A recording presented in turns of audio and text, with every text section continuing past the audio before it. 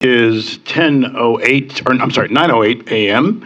And I am Mitch Mitchell, Chair of the San Diego Housing Commission Board of Commissioners.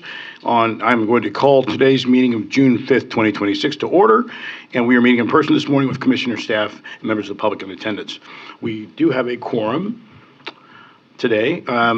And video of today's meeting is also being streamed live online. The link to watch today's meeting is at the Housing Commission website at www.sdhc.org. And to accommodate additional members of the public who may wish to participate in today's meeting, we have set up an overflow room down the hall. I do not know that is being used today, but if anybody is in there, we will have a live stream video of today's meeting happening there too. Speaker slips are available for those who are in the overflow room who wish to address the board on any agenda items or non-agenda public items.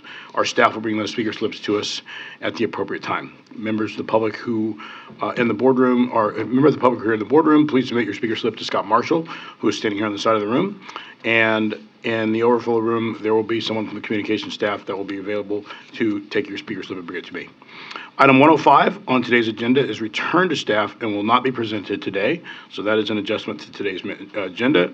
And in a moment, I will be proposing that agenda items 100, 101, 102, and 103 be placed on a consent agenda for today's meeting. Members of the public who may provide comments about the items on the consent agenda by submitting a speaker slip for that item before the board considers the consent agenda. To speak in favor of any item on today's agenda, please submit a gold speaker slip. To speak in opposition, please submit a pink speaker slip. And those who wish to address the board about something that's not listed on the agenda, please submit a white speaker slip. If a large number of people wish to provide non-agenda public comments or speak on a single agenda item, comments will be limited to 1 minute each. Organized group presentations of 5 or more people will be limited to 15 minutes or less per side. When I call your name, please step to the podium, state your name for the record, and begin making your comments. So we will immediately go to the non-agenda public comments. And I have 2 speaker slips here in front of me. And we will start with Hayun.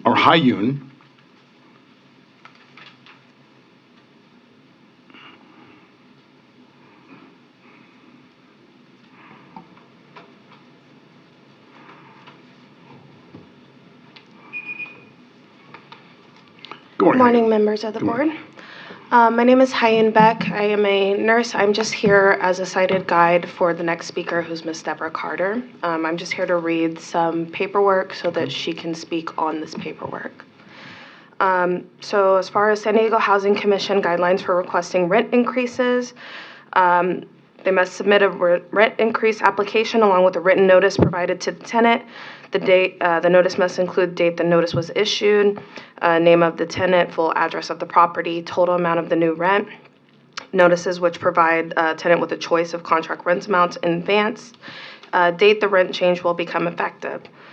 Second item on this is that 60-day notice to increase the rent will be given by the 10th of the month.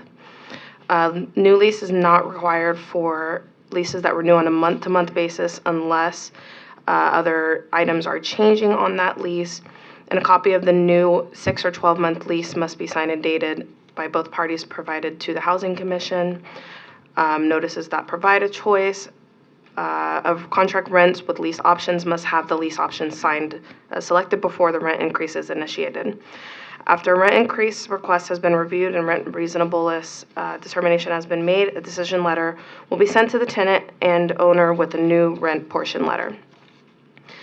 Some of the frequently asked questions is, when can I request a rent increase? It can be initiated after the initial term of the lease, must be submitted at least 60 days to the effective date of the rent increase, must be submitted with the application form and a copy of the written notice.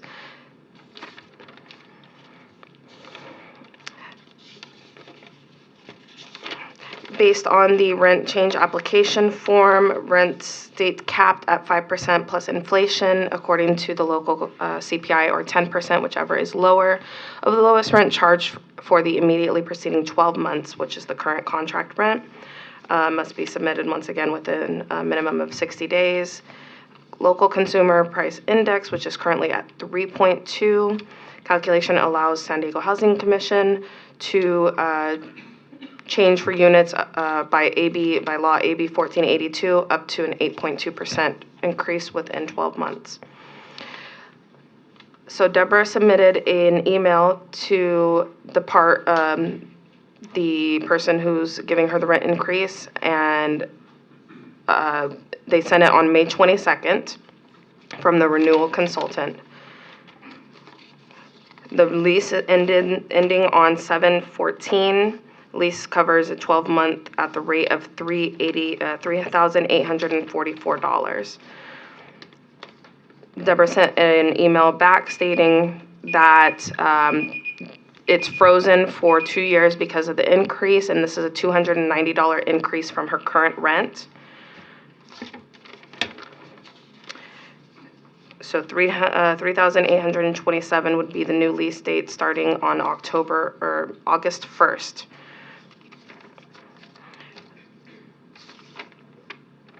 And that is all I have. Thank you very much. We're now going to call to the mic Deborah Lynn Carter.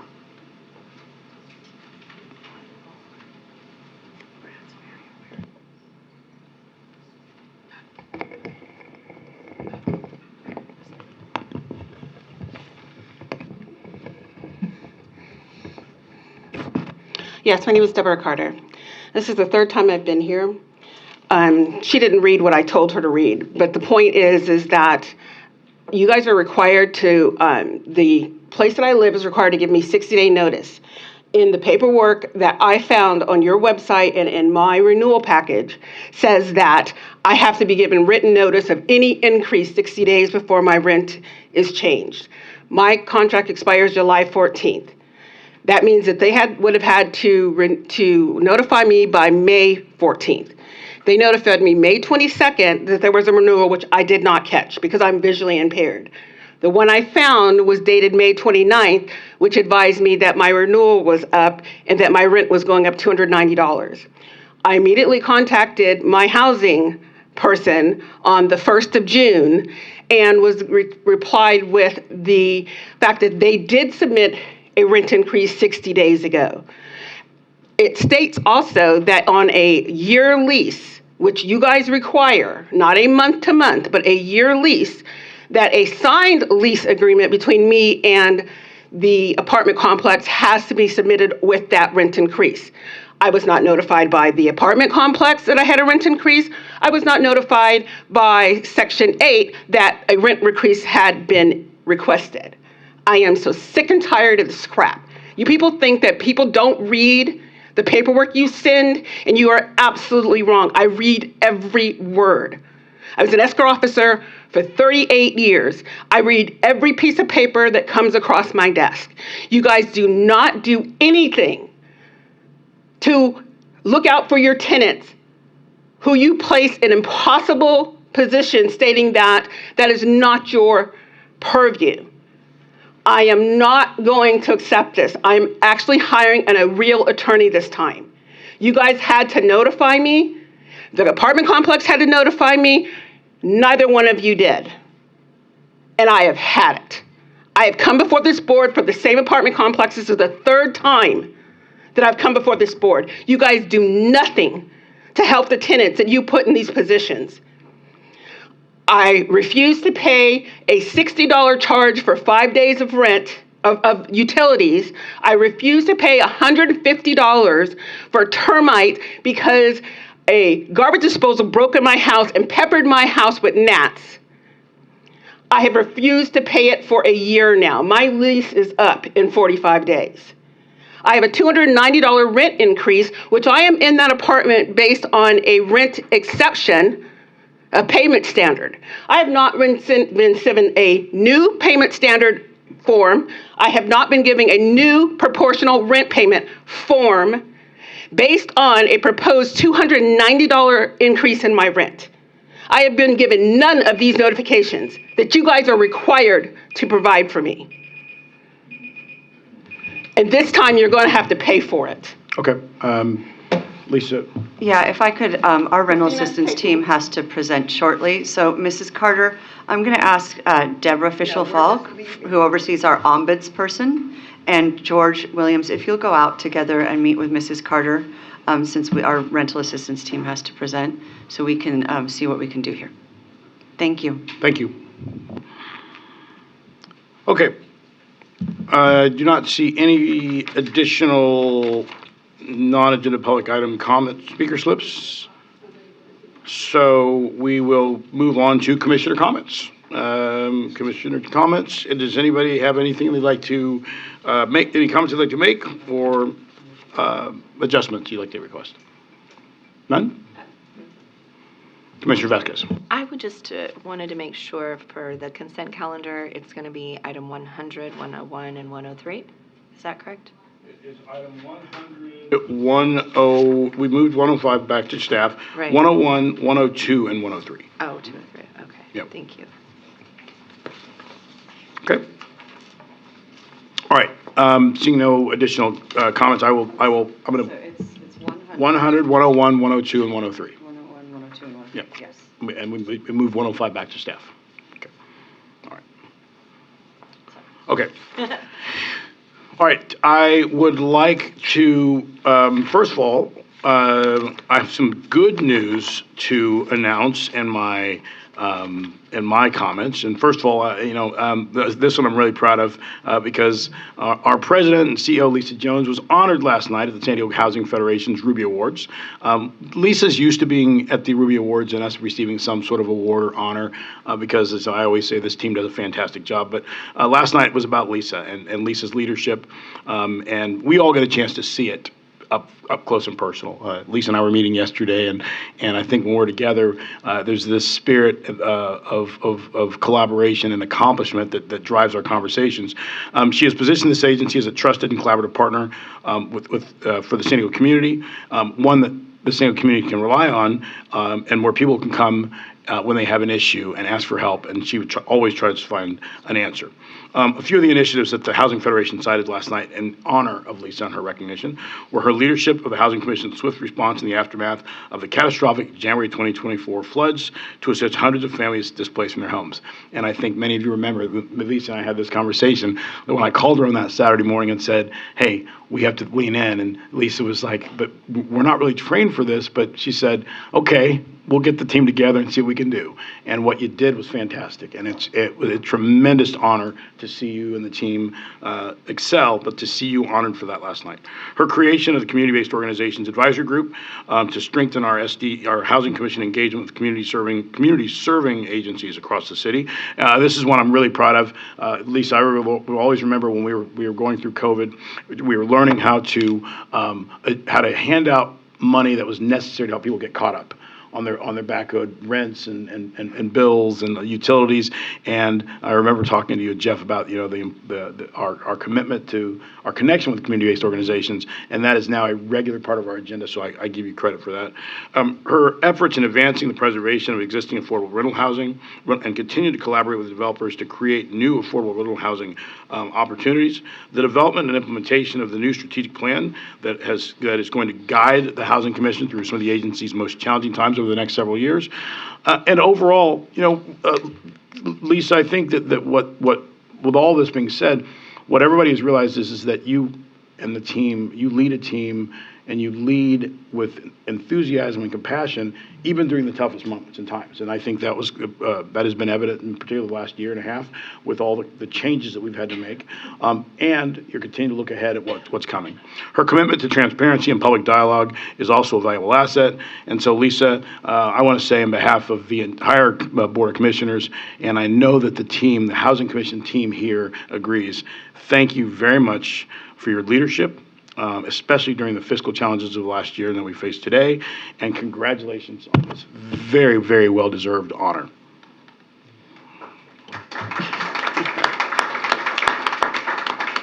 Thank you. That was very awkward. I will just simply say what I said last night, which is that the only reason I was able to stand up there on that stage last night was because of every single person that works so diligently here. That's the only reason I was up there. We have such an amazing team, and I'm so grateful for having the opportunity and the privilege to work with you every day and see your compassion, your indomitable spirit in really tough times, and your willingness to figure things out even when they're hard. Actually, what I said last night is we're better at doing the hard stuff than the easy stuff, right? Because that's where we really lean in and collaborate and work together with our other partners. So thank you, everyone, for all you do. You're just, it's the privilege of my life to work for you. Thank you, Lisa. Inspiring that creative and collaborative environment, so kudos. Next up on my good comments, good thoughts is I'm glad to see that someone has come back in his after his last meeting. We asked him to come back, and that is my friend and former Vice Chair Ryan Klempner. Ryan, please come to the mic. So Ryan has served on this board for 8 years, and emeritus privilege. That's true. Ryan has served on this board for 8 years, and 7 of them as vice chair. And again, in your last meeting, we said, "Hey, Ryan, can you come back and we want to properly honor you and recognize you for your commitment and your efforts on behalf of this." So it's funny because. But I knew that I would need this in talking about you. I'm gonna actually give you this box because maybe I won't need it. We've had some emotional meetings over the years at this board because the role of this organization and the focus of this organization has really been about the people. It's about the people who walk through the door, the people who come to the mic, who alert us of their problems and their struggles. It's about the people who we see on corners and curbs that we're hopeful that we can get them into shelter. And one of the things I used to say to my wife is that some days I hated sitting next to you because I always knew something emotional would come up in the meeting, and I would try not to look at you because what was happening was we were being impacted in a role that again, this is about the altruistic spirit.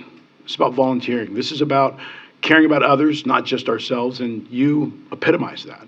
And you consistently showed that we shouldn't just be focused on what's in front of us and the easy things. You ask the staff to be inspired to create solutions that address the hard things.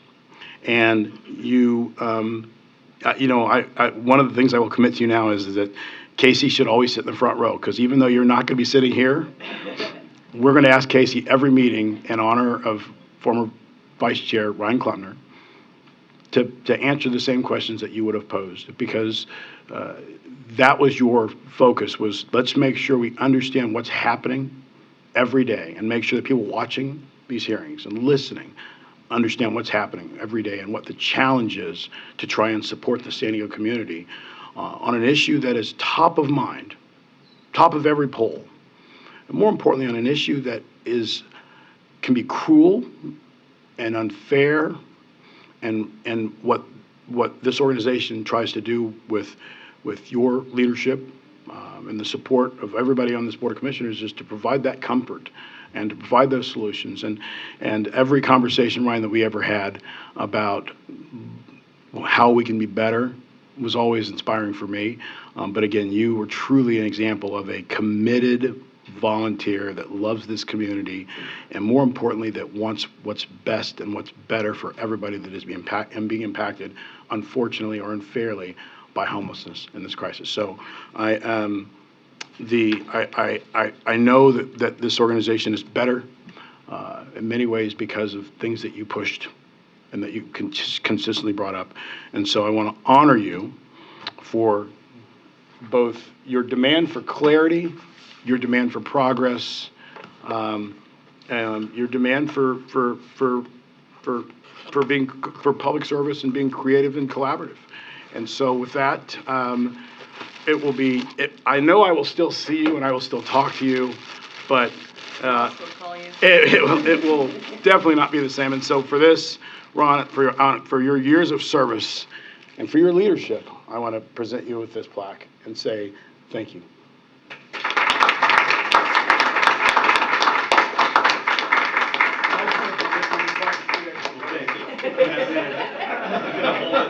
Symbolic purpose. Even as it was, I had a hard time just even I knew coming in, this box of Kleenex is going to be really, really important. So.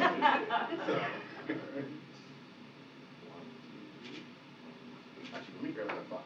Oh, yeah. He's like, it was good for that. No,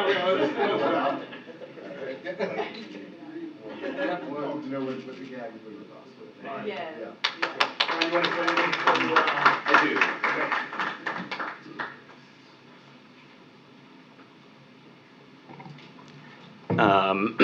Thank you very much.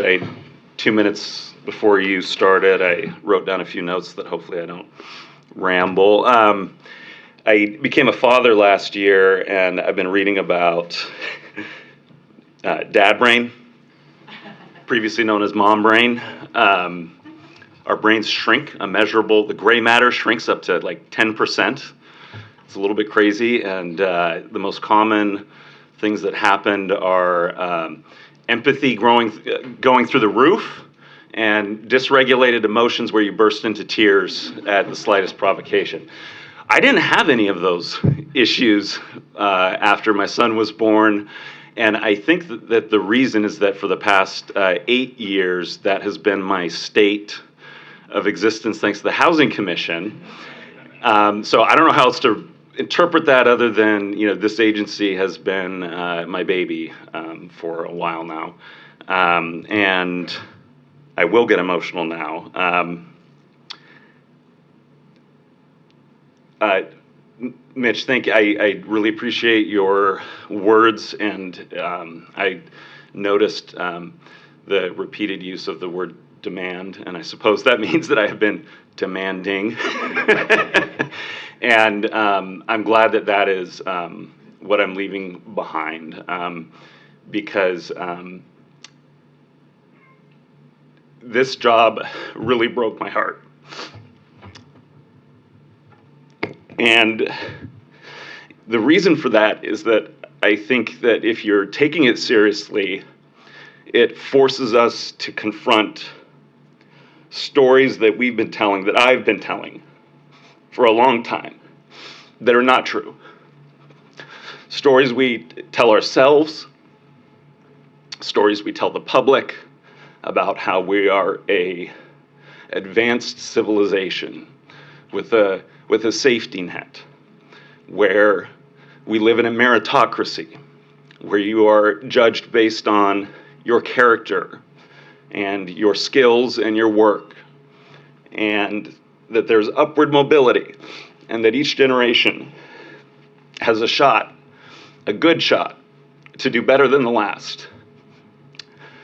And I think when you look long enough and hard enough at housing in our community and across the country, and homelessness, it becomes very hard to say with a straight face that that story is a true one.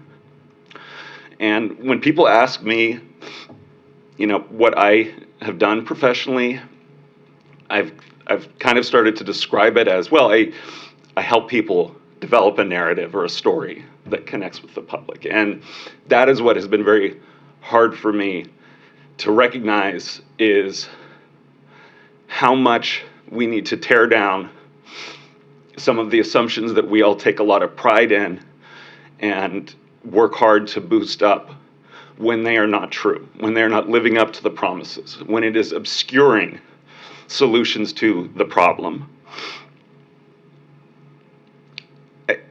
I'd like you all to take just a moment to picture something from our history books that we've all seen. Think about the images of the Jim Crow South, okay? 2 water fountains, segregated. One is whites only. 2 public restrooms, segregated. One is whites only. A public swimming pool, segregated. A whites only and a people of color swimming pool. I drove past somebody fishing a half-drank water bottle out of a trash can on my way in this morning. 10 feet away from them was somebody urinating into the bushes. And we hear about this constantly from every property owner nearby who says, I don't want this in front of my property. We are providing fewer basic needs for our community in the public than the Jim Crow South did. We don't have segregated drinking fountains. We have no drinking fountains, none. We are removing public restrooms right now. While we have had dozens of people die from diseases related to there not being public restrooms, I think that we are going to look back on this period. It's easy to, in the moment, look at how advanced we are. I think we're going to look back on this period and not think about SpaceX and rockets. I think that if we dropped ourselves in to these streets from any other point in history, the thing we would notice are the number of people with hospital bands on their wrists living on the street, amputees fending for themselves. It is not a safety net when 9 out of 10 people in desperate need with no other resources are turned away. That's not a safety net. What it reminds me more of is feudalism. Our wealthiest people in this country, thanks to tax returns leaked by a man sitting in prison, are paying roughly 2% a year. They're effectively exempt from taxation in this country. And that was the defining characteristic of feudal economies, was that the noble landowning class was exempt from paying for the social needs of the community. And that very much feels like we're at today. And I just want to, I know this is down. I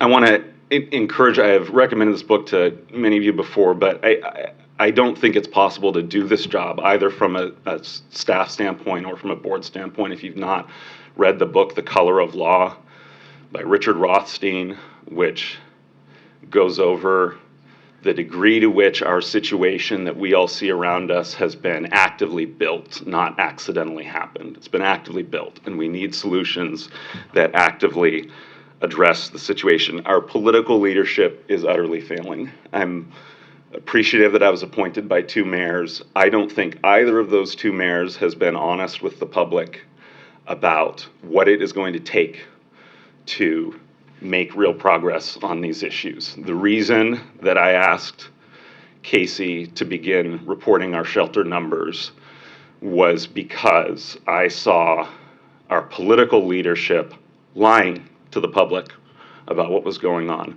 saying that it is the responsibility of the people to get themselves into shelter, to accept the help that's being offered, when we know that is not the situation that is going on. And I don't really have any trust at this moment that the political leadership is going to change. What I do have trust in is that you, I don't know you, new commissioner, but I'm going to hope that all of you take this job very seriously, that you take it more seriously than the approval of whoever appointed you, that you take it more seriously than any political ambitions any of us might have. The most important thing that we can do at this agency right now is to tell the truth to the public about how badly our society is failing on this front and what it would actually cost to fix it.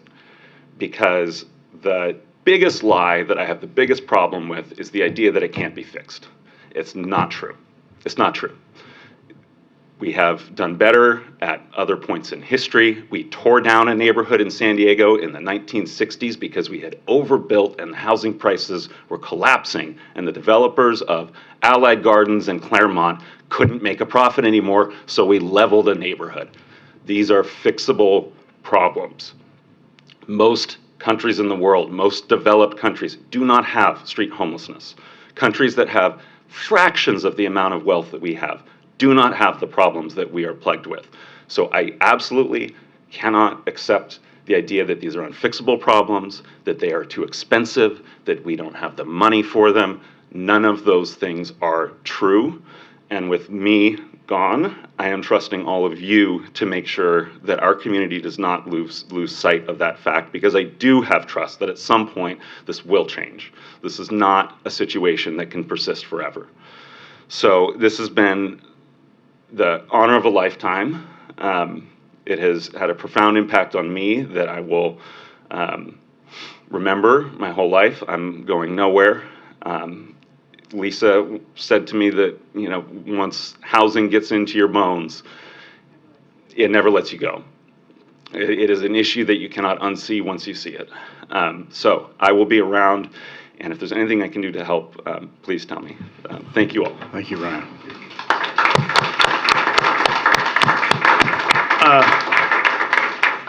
Lisa. Ryan, I just wanted to share with you and everybody a little excerpt of a note that I have written to you, which was, thank you so much for your compassion and your unflagging resolve to push the public dialogue.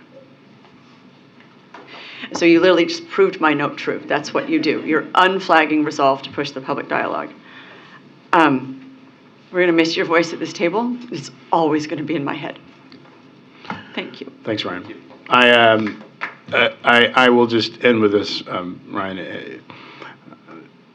Your points, I'm sure, for anybody who watches or is listening, hit home, because the thing that we always have to remember here, and I think Lisa's heard me say this, Jeff used to hear me say this, it is our role to find ways to be better and to block out the outside noise. Lisa will remember this.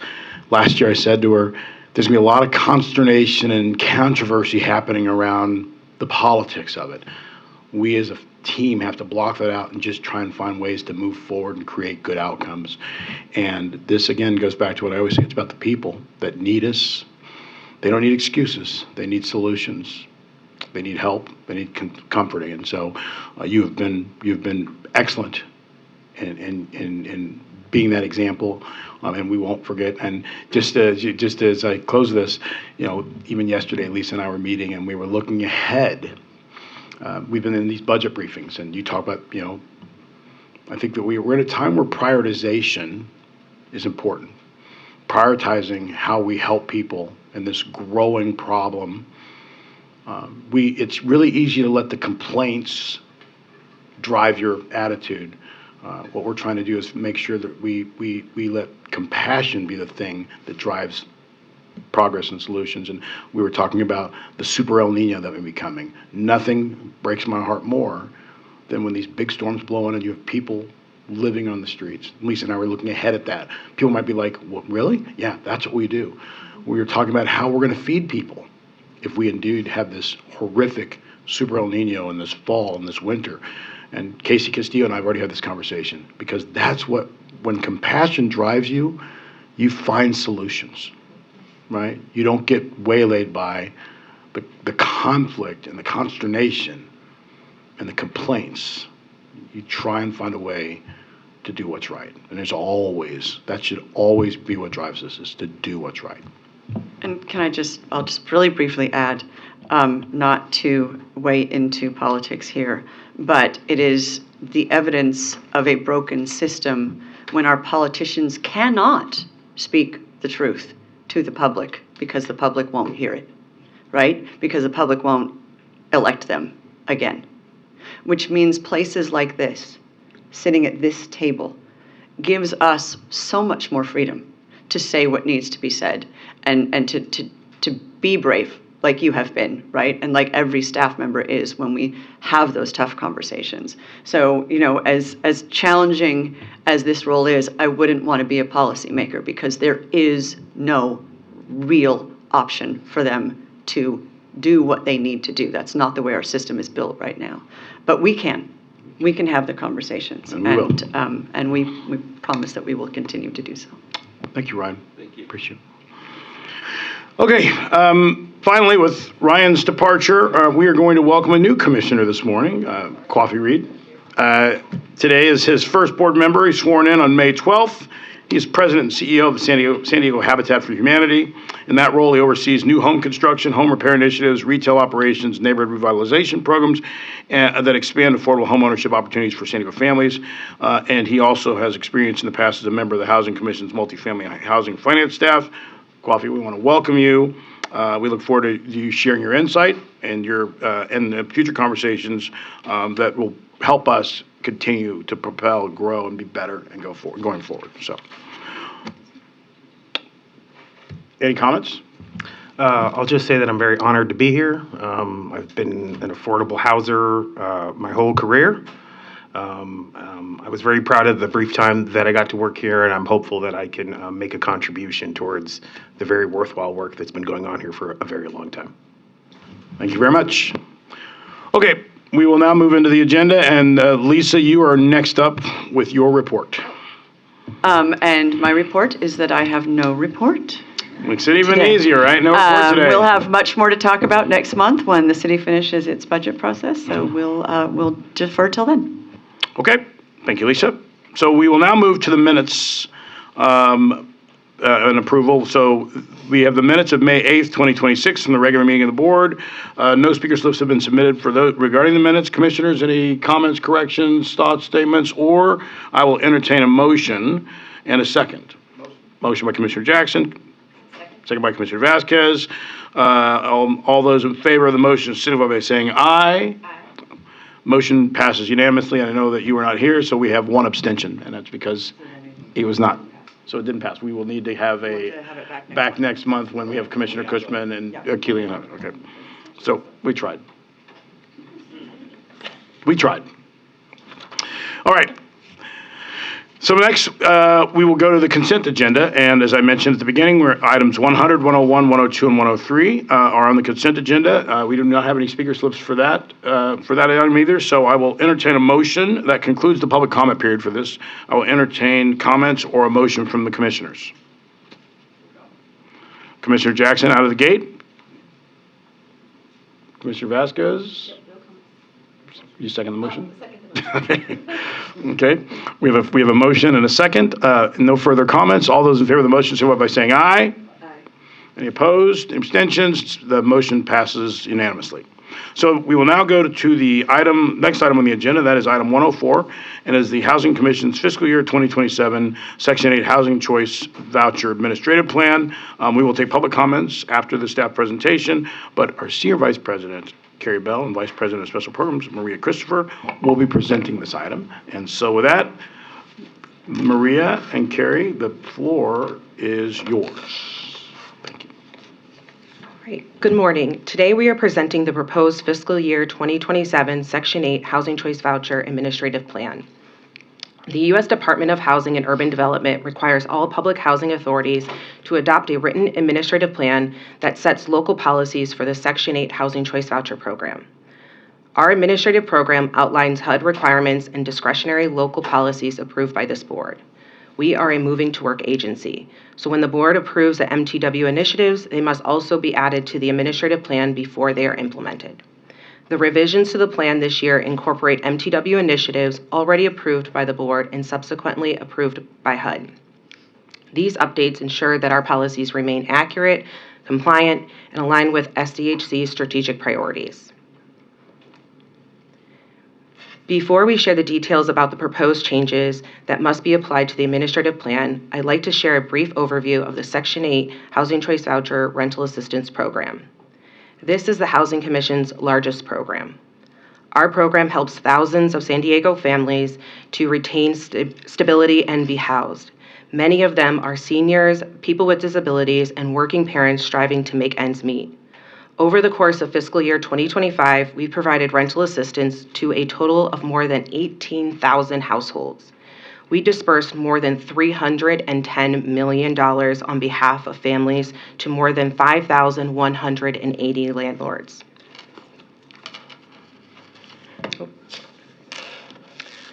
Of the families who receive rental assistance, 72% are either elderly or disabled households. The average annual income of all voucher holders is $23,461. 86% of the assisted households have extremely low income. That means they earn up to 30% of the area median income, which would be about $52,450 per year for a family of 4.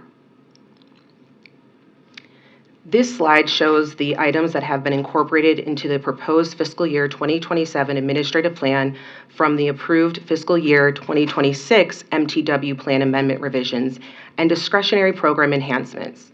We will discuss these in more detail on the following slides. The MTW plan amendment revisions we are discussing today were previously approved by the board on December 11th, 2025, and by HUD on March 10th of this year. We are just proposing to include them in the Section 8 administrative plan as well. The items from the MTW plan revisions include increasing the family contribution for elderly disabled households from 28.5% to 32% of adjusted annual income. There will still be no required minimum family contribution for these households. This adjustment supports long-term program sustainability while recognizing that these households are typically on fixed incomes. The change also keeps SDHC aligned with HUD's broader cost reasonableness expectations, which allows for households to pay up to 40% of adjusted monthly income towards their family contribution. For work-able families, we are simplifying the rent calculation by eliminating the tiered income table and transitioning to a single formula. Families will contribute either 40% of their adjusted annual income or the applicable minimum family contribution, whichever is greater. Again, this change is to keep SDHC aligned with HUD's broader cost reasonableness expectations, which allow for households to pay up to 40% of adjusted monthly income towards their family contribution. This also supports our cost containment efforts. A new Work-Able 3 category is also being introduced for households that include 3 or more work-able adults. This update recognizes the added earning potential that can come from multiple adults in a household and adjusts minimum family contributions in a way that reflects each household's abilities and circumstances. By making this change, SDHC aims to ensure expectations remain fair and balanced across all work-able households. As we shared with the board before, we are also updating the minimum family contributions for work-able families to reflect 25 hours of work per week at the local minimum wage of $17.75 per hour. The minimum family contribution amounts are shown on this slide and are based on the number of work-able adults in the household. Our goal is for families currently on the program to continue to receive the assistance they need to remain stably housed. To support families who are experiencing unexpected hardship and to ensure they remain housed while working towards regaining financial stability, we have established a hardship policy for work-able households. This offers families temporary relief designed to help them get back on their feet. Work-able 1 and 2 households who have at least one dependent and are already paying the minimum family contribution may qualify for a one-time 6-month hardship if they are paying more than half of their income towards their housing costs. During this temporary hardship period, the family contribution may be reduced to ease the financial strain. Approved families will be connected with SDHC's Achievement Academy to access income-building resources and services tailored to their goals. This policy is intended to provide meaningful relief to households who need it the most, while supporting SDHC's commitment to helping families increase stability and have opportunities to become more financially self-sufficient. We have also created a policy for households with no income. When a work-able household suddenly loses all income through no fault of their own, their minimum family contribution will be $50 per month for up to 6 months. During this time, families partner with the Achievement Academy to access coaching, training, and other supportive services that can help them rebuild their financial stability. After the 6-month period, the household returns to the standard work-able minimum contribution. This temporary relief helps to reduce stress during the unexpected financial hardship and ensure families have the support they need to regain steady income and maintain housing stability. Thank you, Carrie. In addition to the previously approved MTW plan revisions that we just discussed, we are proposing discretionary enhancements in the administrative plan.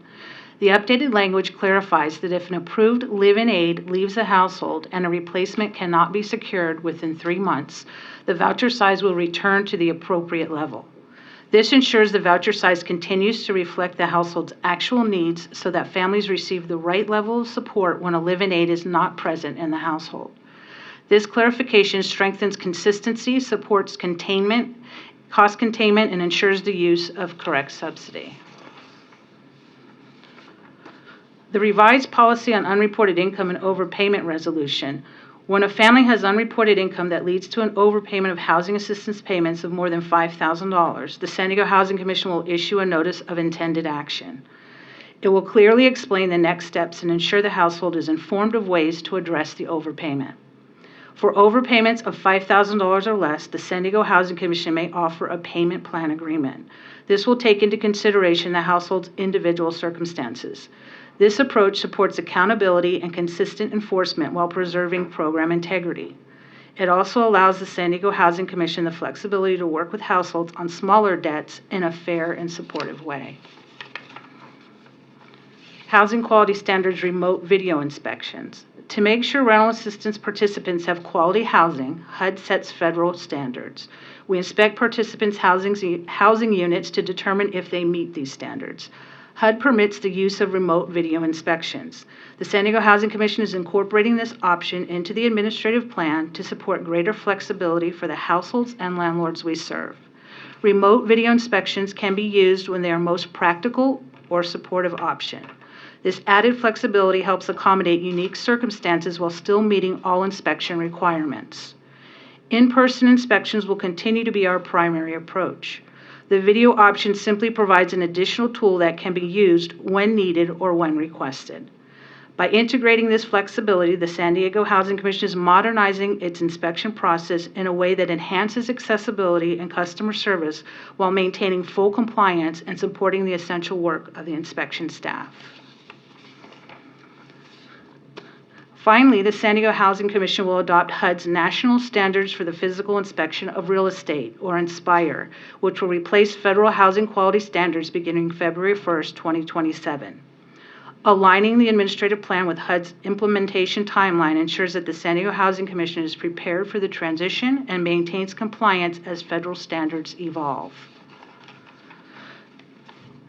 To implement these items, we recommend that the board take the actions shown on this slide and detailed in the staff report.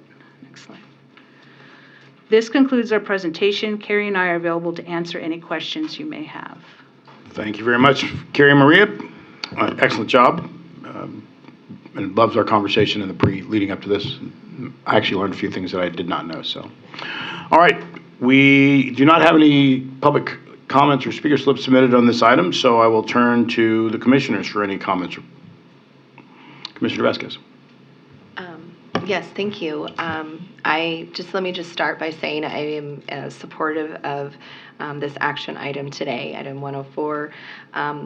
I am particularly interested in this item because most of you probably already know, but I am a caregiver for both of my parents.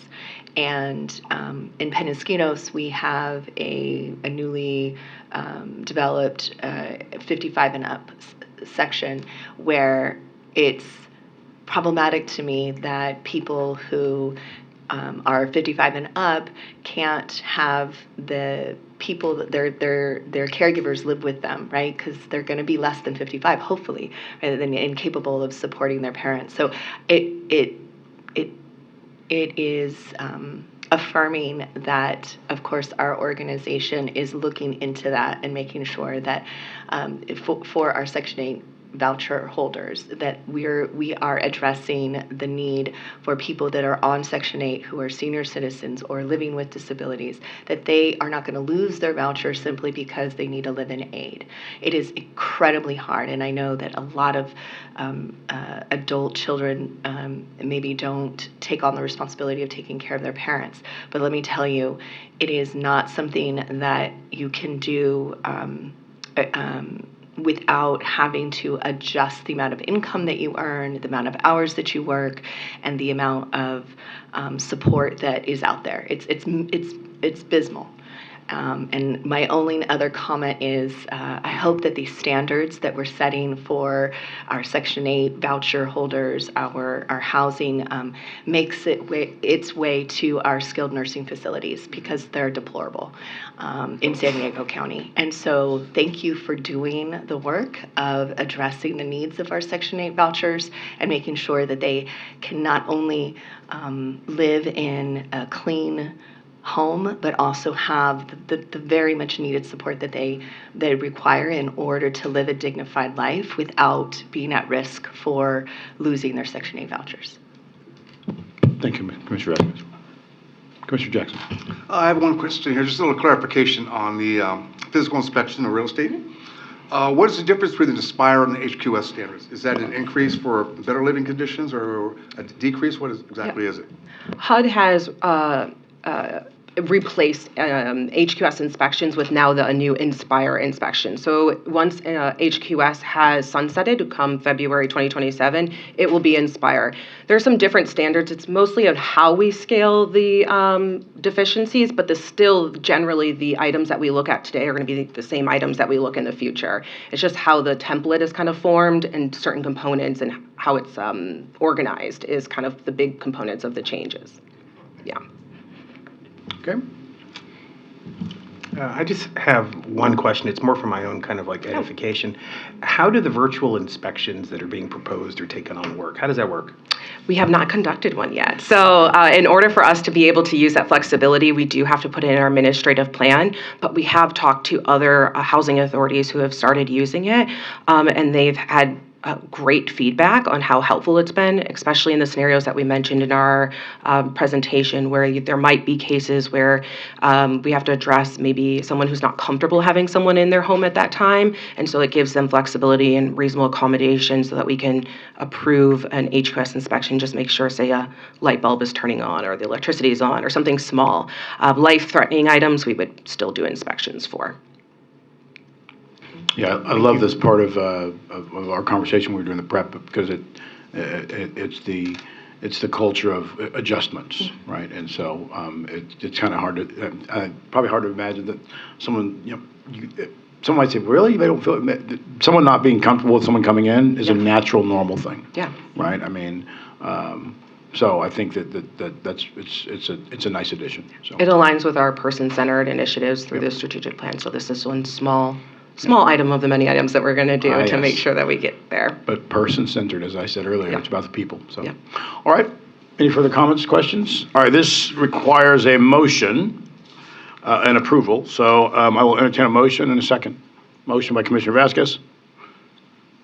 Second by Commissioner Jackson. All right. Any further comments, questions? No concerns?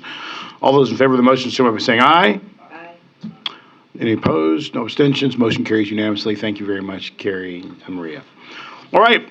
That is our agenda for today's meeting. That's it. And I want to say that this concludes today's board meeting. It is 10 a.m. And I want to, once again, as I always do, thank everybody that is part of the San Diego Housing Commission family and team. You guys are doing a fantastic job. And I know that it's sometimes daunting about what lies up ahead as we wait for the final budget. But I know, Lisa, based on your award last night and based on how this team responds to everything, we will be fine, and we will continue to make this about the people that need us. So with that, everybody have a great weekend and a good rest of the day.